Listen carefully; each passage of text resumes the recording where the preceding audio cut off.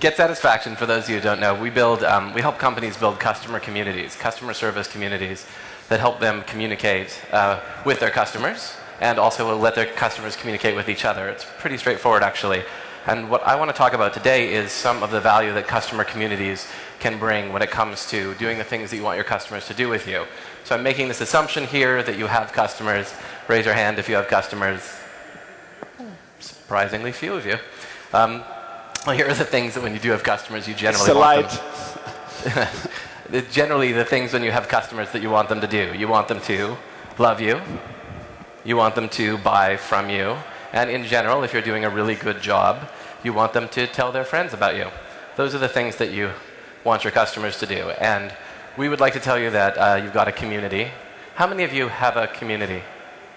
I mean, the truth is, if you have customers, you have a community, whether you are giving them a tool to converse with you or not. If you're not, let me suggest GetSatisfaction at getsatisfaction.com.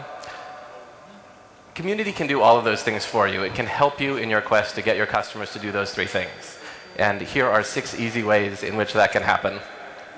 First, if you have a community, if you have customers and you want them to connect with you, you have to do what we call knowing your special purpose. And that just means, what are the reasons that your customers care about your company, and what are the things that you want from them besides money?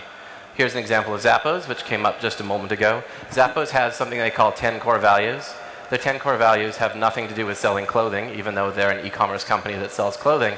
It's a thing that they use to connect with their customers and a way to make a bigger promise to them about what the experience of being part of the Zappos community will be like.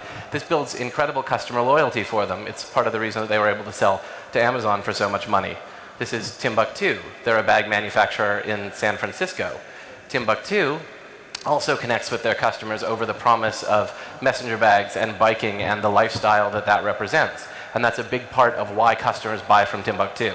We just think of all of this as a way of breeding trust. It's a way of connecting with your customers over time. At GetSatisfaction, it's one of the things that we work with companies to help them understand. These are the ways that you can connect.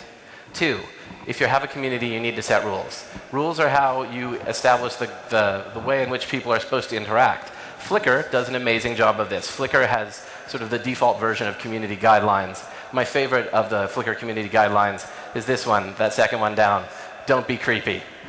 Right? That's one of their rules for online community. Don't be that guy. Everybody knows that guy. Don't be that guy. It's a really interesting way of establishing both the tone of the company and also making a promise and also requiring an explicit commitment from your customers.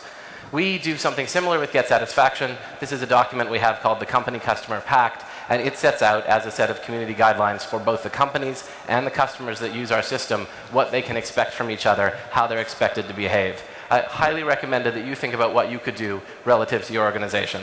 3, set clear expectations. We think about this as just basically making it clear how you are going to interact with your community. Some companies choose to converse constantly. They have rapid response. They want to connect with every single customer, and so you have to set that expectation. Some companies, for example, a lot that use GetSatisfaction, want it to be more of a place where customers can connect with each other.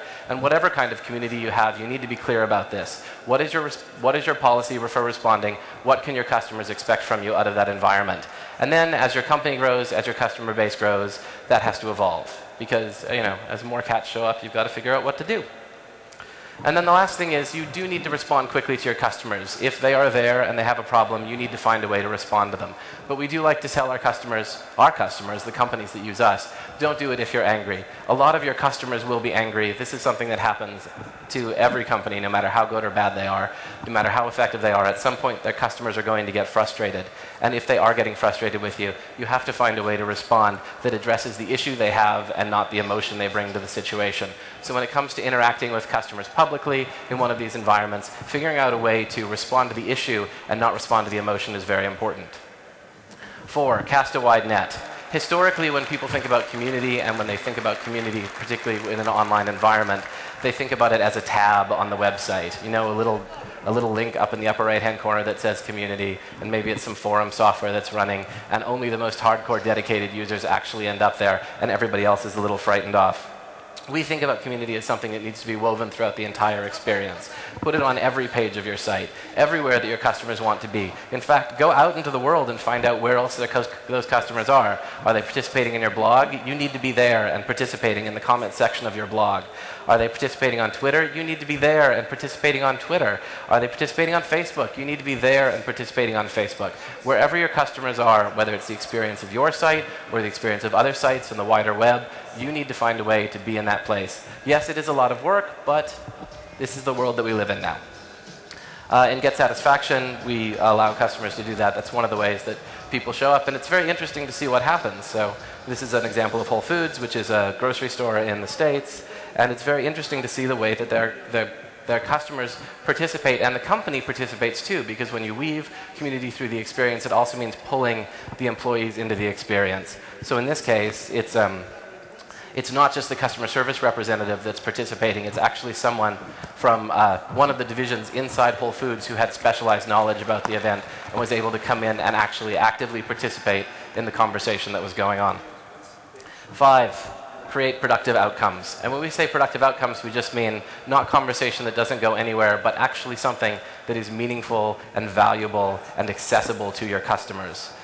So productive outcomes, here's a great example. This is Comcast. Comcast is a telecommunications provider in the States. They are universally loathed. They are one of the most hated companies in the US. It's pretty impressive, actually. And we see this all the time on GetSatisfaction because customers come in and they're incredibly, incredibly angry. This is one of the things we've learned is that when customers are incredibly angry, they tend to write for a really long time. I'm happy that this one used paragraph breaks. Often it's just pages and pages of vitriol and dialogue. So this is a customer, Simple Expectations, who had a problem with Comcast and a frustration with Comcast. And this is Comcast's response. It's even, it's measured, it's from a guy named Frank at Comcast. He's very sorry that there was a problem, and he responds in a way that addresses the customer's issue. This actually builds incredible loyalty from your customer base, because Frank is trying to help them, again, get past the anger and get to a conclusion that's valuable and is going to address their problem. This is the way that when we are interacting with customers in a public environment, in our community space, in other community spaces, we need to learn how to behave. And then finally, I think learning, sad clown face scares me, learning how to apologize to your customers is really important. This is something a lot of companies just don't understand how to do, but it's really worth figuring out. Saying sorry shouldn't be difficult. Saying sorry should be the thing that you do, for any company should do in an environment where something has gone wrong. Sorry is the first step to actually creating a creating a productive outcome and a way to get your customers to respond. Finally, we think of ways that you can get your customers to help you. How can they help you out? How can you get them involved in the dialogue and be productive? Finally, make it personal. Personal means get rid of anonymity. Personal means that when somebody says you suck and their name is wouldn't you like to know, you find a way to get past that. Personal means that you use your real name and voice. And finally, personal means that you act like a human being. Because at the end of the day, community is just about helping a company learn how to act like a human being. All of this is just getting back to sort of a closer, more intimate way of connecting with your customers, because that is, in the end, the thing that makes them love you, it's the thing that makes them buy more stuff from you, and it's the thing that gets them telling their friends. Thanks. Thank you very, very much.